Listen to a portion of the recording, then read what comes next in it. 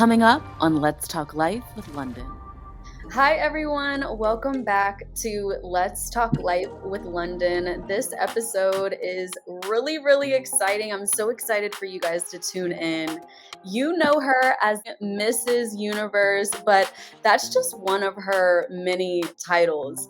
Juanita Ingram is an award-winning attorney, a decorated filmmaker, an HBCU alumni, philanthropist, and entrepreneur. She also stars in and executive produces the two-time Telly Award-winning Amazon Prime docuseries, The Expats, showcasing her family's journey to London and then Singapore.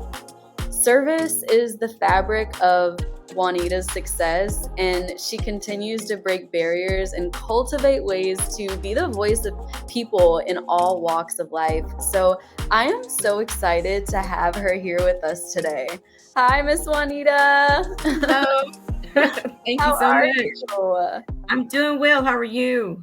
I'm really good. We were just chatting a little bit offline, and it's 6 a.m. where you are. Thank you so much for joining me so early. I know it's like a rough time to be up, but I am so happy to have you here. It's a pleasure to be here, and I'm actually a morning person, so It's not painful for me to be here. And yeah, I'm actually very good early morning, so it's good. Okay, I'm the same way. I'm able to like get up and get shuffling pretty early. Yes, same. Awesome. And do you mind telling us what part of the world you're in right now? Yes, so I live in Singapore right now, but actually technically I'm in Taiwan right now. Okay. Yeah, so I used to live in Taiwan, so I came back to visit, and so it's still Singapore time. So yep, it's good.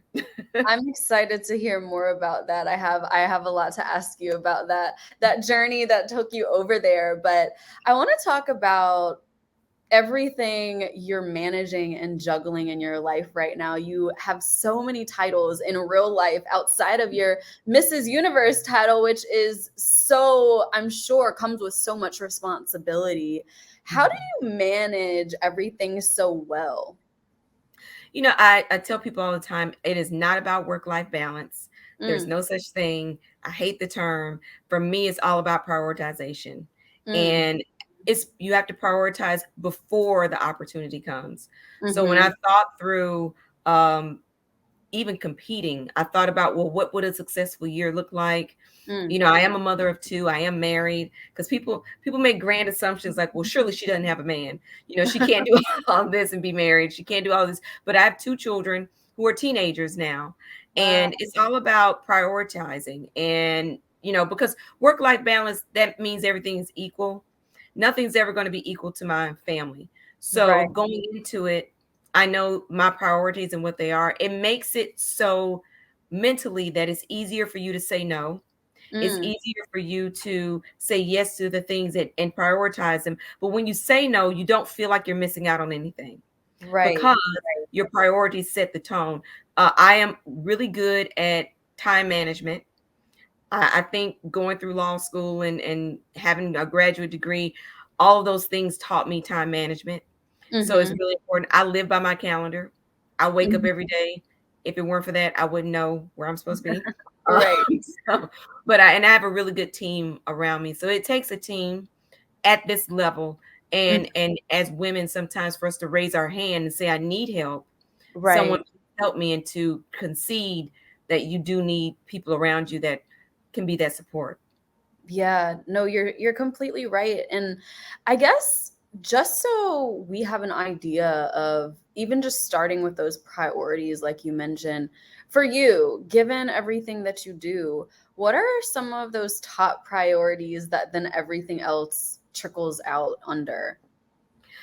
Obviously, my family is always first. My role as a wife, as a mother, and even more so as a mom right now, because my kids are teenagers. My daughter just turned 15. My son is 13. I literally have two teenagers, and their life is my priority right now, because they live in such a different world in this time than what I came up in. And I think that they need a lot of presence and support. Second to that, you know, dress for success is a huge priority for me. It even shapes how my year is as Mrs. Universe. So there are times when I have opportunities to do other things and I Mm-hmm. have to say no. I've said no to things before that Dress for Success came first. Mm. So albeit, it may have been a red carpet event or it may have been something fun, but the opportunity for Dress for Success takes precedence over that. Sure. Even more so, even with the show. I mean, the streaming proceeds from the show go to Dress for Success. So it sort of curtails and sets things up in a way that allows everything to funnel and channel, that supports what is really the driving ethos of my life, which Mm. is empowering women. So it all aligns because I usually select things that align with that sort of life mission. And it makes it easy to say yes and no. And that's working for you. It's working for you. A lot of people, I think, are almost scared to take those steps of saying no. Um, Mm. but no can be easy, right? No can be as simple as that. And it's nice, right? No can be nice, you know? Absolutely. It's powerful. And I think it's a misnomer sometimes in life that, we assume or we feel like I'm missing out. Mm-hmm.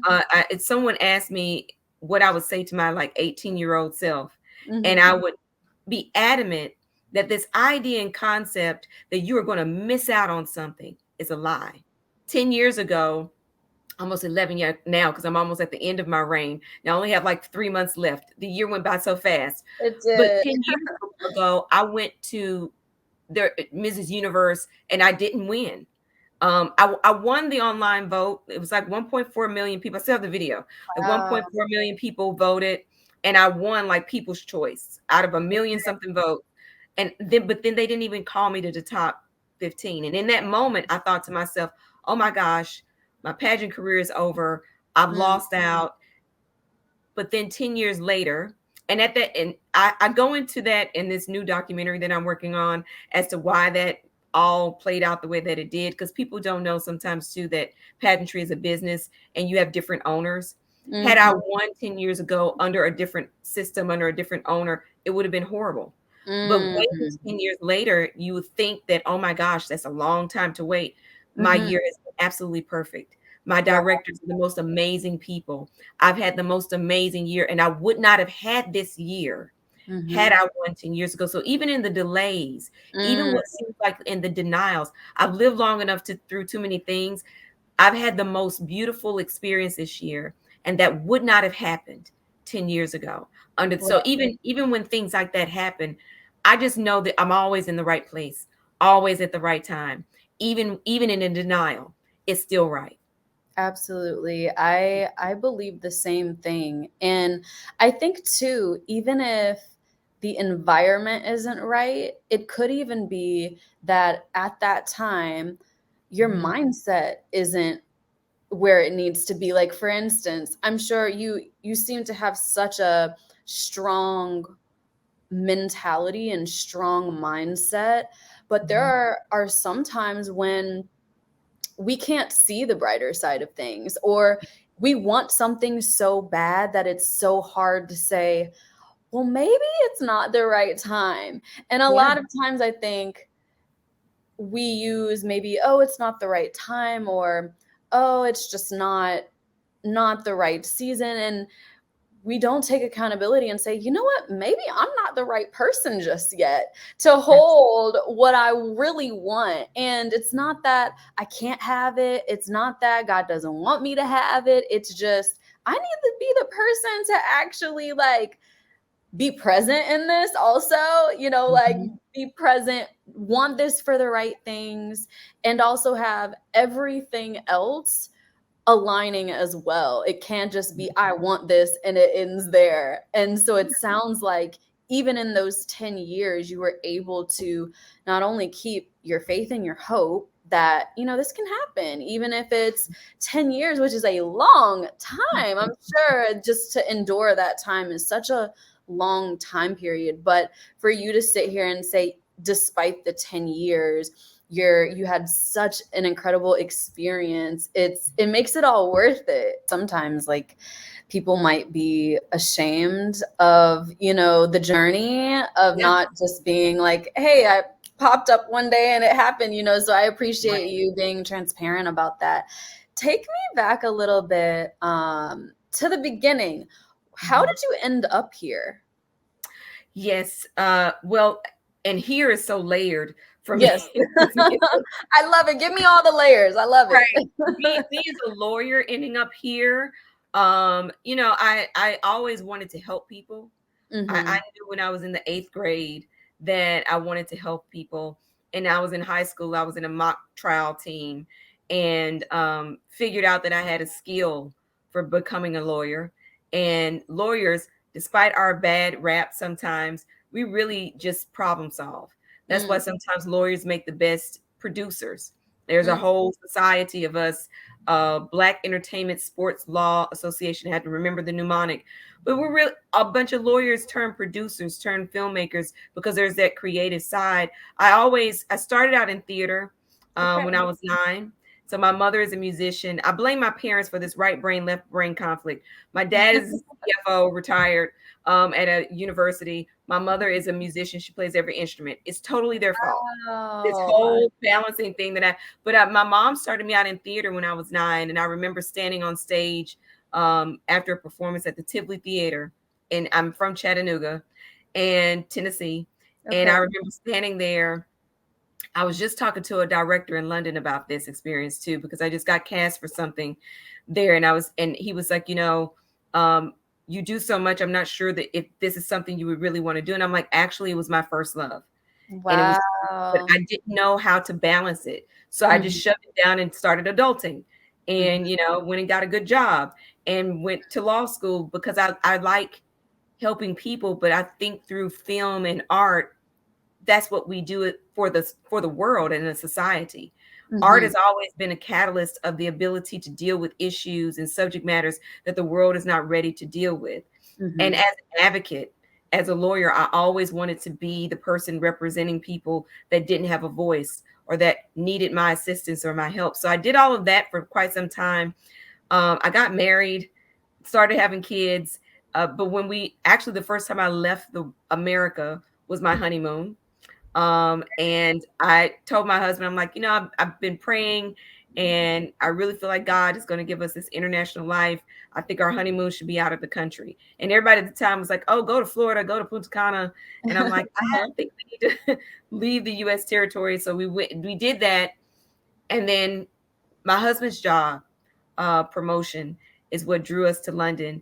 Okay. And I quit my job at the time and stopped practicing law in the traditional way. And that's what really allowed me to segue more into the arts. And that was just everything is about seasons and being in the right season. And I gave myself permission Mm-hmm. to explore the other sides of me because I had to. It's either that or have an identity crisis. Because Mm-hmm. so oftentimes I've been Juanita the attorney for so long, but who else? I'm not what I do. So who Mm. are you? So I Wow. had that journey. Um, and then after that, the rest is kind of history. I started out in pageantry. As a lawyer, I had the opportunity to go and speak to like youth groups. Okay. And one day, I enjoyed telling young girls like, "Oh, make good decisions and focus on your career and your character." I went back to my office. I was practicing law at the time. I went Mhm. back to my office, and you got to be careful what you pray for. And I was like, "God, use me." The, last words. And I was Yeah. like, what? How can I do more of this? And I Mm. didn't know anything about Mrs. pageants. Think Miss and Teen is very popular, but there's a Okay. Mrs. title for every pageant system, and I had no idea. And I heard pageantry whispered, and I'm like, I'm not doing that. I am not getting up, letting somebody judge me. Yeah. And I already know I clean up well. I know I'm cute. I don't need anybody to do all that. I'm like, no, I'm not doing that.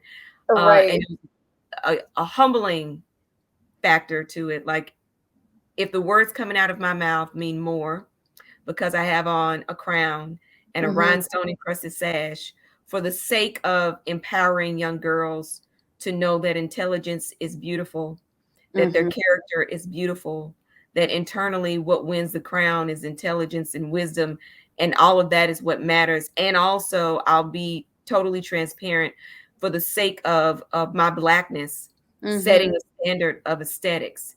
And Absolutely. if I can do that for other young girls that don't, because we still don't see ourselves, Right. um if then I say yes. And I was like, okay, fine. And I won my first Mrs. pageant in 2007, and I just kept going. So that's the long-winded answer of all the layers of me and how I got to this point.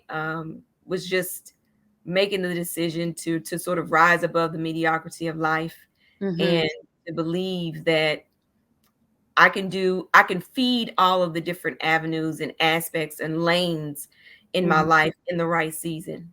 So, Absolutely. That's so inspiring. And I'm, again, so glad that you shared how you got to this point. I want to ask you, too, you touched on how you pulled from a space and you allowed yourself to explore other creative areas, creative industries.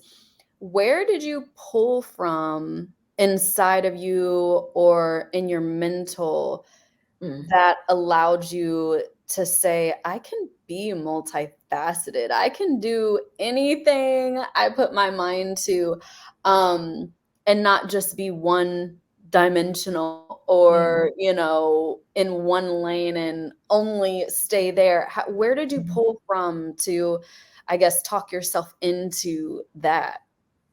I invested in a life coach Okay. because in the beginning, I tell people that all the time. It's so important for us to do that, because Mhm. sometimes it's hard to navigate that by yourself. It's hard to navigate Right. change.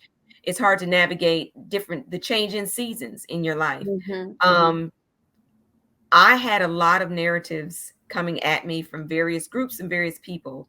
Mhm. Everyone from legal colleagues who thought I was crazy to quit that good job that I had, even Mhm. just to follow my husband and say yes.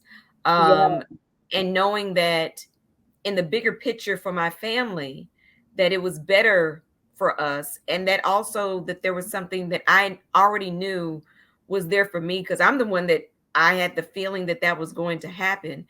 Mhm. um my life coach helped me to see the theme of my life, and Wow. that the theme of my life was bigger than any one act that I ever did. um I had people that accused me of being flighty. Oh, since when did you start doing pageants? When I started writing books. Oh, so now you're an author. It seemed like to them that I was like all over the place. But when Mhm. I met with the life coach and she helped me to really get the mission statement of my life in that Mhm. moment, for who Mhm. I am, for what I am, and being bigger and beyond. Because some of us are born with 5 lanes and we only drive in one because Mhm. we're too afraid to cross over to the lane, because other people have 2 lanes or 3 lanes, and they project. They Mhm. project their limitations. Some of them have 5 lanes and they choose not to drive in them. So they will Mhm. project to you the restrictions that they put on themselves, the regret that they felt about themselves. And that is a very hard narrative, especially if you're like A type personality, high achieving the way I was always, to clarify. I'm not what I do, because I'd always just been Juanita the attorney, but who am I really? And the Right. theme and the ethos that was running through the thread of everything that I had ever chosen was empowering women. You are a really great example of showing that you can have one purpose, but there's so many different avenues that Yes. that can manifest, and Mhm. so many different avenues that you can use your purpose in, and it can all be still very connected. Yes, absolutely. I'm really excited also for you to tell us more about your production company. I've seen Yeah. you doing so many amazing things. You're getting nominations, you guys are doing series. Tell me more about what you have going on.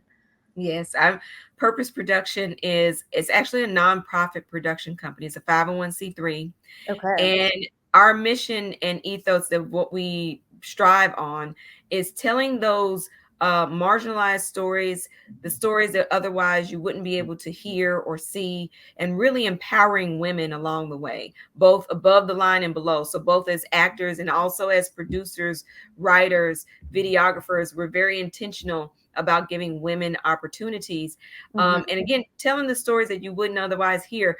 My project that I have right now, the expats, international Ingrams, my family was the catalyst, but I'm so proud because we have like the first season, I think there were like 8 other Black expats Okay. that we followed their journey as well. This season we have 12.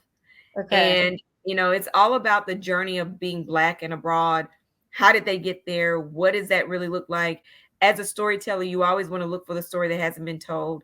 There's never been a docu-series. I hesitate to call it a reality show, but it is sort of reality docu-series. But I hesitate because reality as we know it right now is not what we do.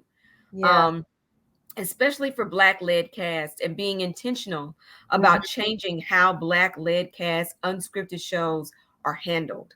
And there's nothing wrong with what's out there. I'm a study of the genre. I watch all reality TV. I don't watch it the same Same. anymore. Like I'm looking at transition. I was telling somebody, another person in unscripted television reality, I was like, you don't watch it the same, do you? She was like, no, I'm looking at color grading. I'm looking at I'm looking at all this. I'm like, man, did you see that graphic? That was nice. So I look at it for different reasons, but I look at all of it. And there's nothing wrong with what's out there. There's a show for everybody. The problem with Black led cast in reality TV is that we get depicted in such a one-dimensional way. Black people are not monolithic, even in how we handle conflict. I mean, we don't shy away from conflict on my show because it's unrealistic to think that you're going to like everybody that you meet immediately and that you'll never have an issue. But Black people don't all handle conflict the same way. I think in our genre of television, though, in unscripted television, we are depicted in a particular way that's repetitive. Over and over and over again, we see us handling conflict in the same way. When I was in London, I had the idea for the show. There was a show that came out about Black sororities. This was years ago. It was a reality show. It only lasted like one season. I think it was, I'm a member of I'm a Delta. And I think it was one time that the Deltas and the AKs aligned and agreed totally on the idea like, this is not good. But I was in a nail salon and I put my keychain down on the table with my keys. And this Black British woman was like, oh, you're in that organization. Why are you acting this way? This is such an embarrassment. You're supposed to be college educated women. Why are you doing this? And I'm like, whoa, first of all, not on the show. It has nothing to do with me. But I saw the power of those shows and how they are shaping how we are either handled and sometimes mishandled in global spaces. The danger of us being portrayed in a monolithic way in that particular genre is that it creates such a negative stereotype that has no balance. It's not bad. Do we flip tables sometimes? I mean, I got cousins, hey, things happen. It's not like it doesn't happen. There's nothing wrong with anything that's out there. The problem is balance. And with other ethnic groups, you've got Honey Boo Boo, you've got Duck Dynasty, you've got Chrisley Knows Best, you've got an array of different aspects of different ways that they are depicted. Chrisley, even though Todd Chrisley has had his issues, it was still my favorite show. I wanted to hang out with the grandmother. I think that they're hilarious. There's a show about a white guy doing nothing. He's not doing anything. And I absolutely loved it. Why can't we be normalized and our normality of doing life be normalized for us and depicted? So I took that on as part of the show, is just reshaping how we see Black led cast depicted, how we see conflict depicted in a very honest and authentic way that gives a little bit of diversity. And again, nothing wrong with what's out there, but we deserve diversity as well. And what do you think the future of what you're mentioning looks like to change the trajectory of this dynamic of depicting these stereotypes or not showing us in a light where people are seeing the layers and the dimensions? What do you think a solution looks like in 3D? I think it looks like our show. I think it looks like people being bold enough to and creative enough, because also to a certain extent it's kind of lazy producing to continue to do the same thing over and over and over again. It doesn't Mhm. take any creativity, it doesn't take any, okay, we understand, and I was in the space where as an entertainment lawyer I had clients in this reality space, Mm. and these pre-production meetings where they're like, okay, who's going to fight with who? Well, how Mm. can you predict that? And these people haven't even met. I mean, it's Mhm. manufactured, most of it. It's not honest, it's not real. So I think if we hold people accountable to say, you know what, kind of tired of seeing the same old thing. We really want diversity. We really want to support these type of shows. One, this type of show needs support if you want to see more of it and of us Mm. in these different scenarios. Black children living abroad, Black families, positive content. Um, and not that the other content isn't positive, but just in the variety, I think it looks like our show. Well, It tell us where we can watch the X Facts. Yes, so we are on Amazon Prime, US and UK. We are also on Tubi. And then eventually, if you're in another part of the world, eventually we will be, I have my own streaming platform, Purpose Streaming. And Okay. eventually so right now we're on the ballot, nomination ballot for the Emmys. That's After that experience, after that's all done, I will put it on our own streaming platform so that people all over the world can see it. Because right now, if you're in the US or UK, you can go to Amazon Prime and see it. But Tubi's not even in Asia, it's not in the UK, so it's limited geographically. But if okay. you're in the US or UK, go to Amazon Prime and it's there.